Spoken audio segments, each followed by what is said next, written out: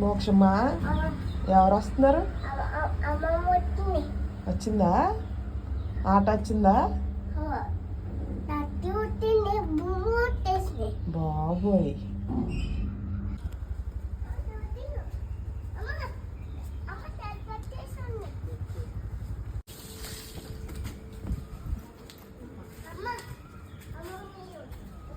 ఊరి నుంచి మా అమ్మ అయితే వచ్చింది పని ఉందని చెప్పి. వస్తూ అయితే మామయ్య గారు మామిడికాయలు ఇచ్చారని చెప్పి తీసుకొచ్చారు. ఈ కవర్ లో ఉన్న మామిడికాయలు అయితే ఫస్ట్ టైం చూస్తున్నాను. ఇవి చెట్టుకున్నప్పుడే ఇలా కవర్లు అయితే చుట్టేస్తారంట, ముగ్గేకే కోస్తారంట.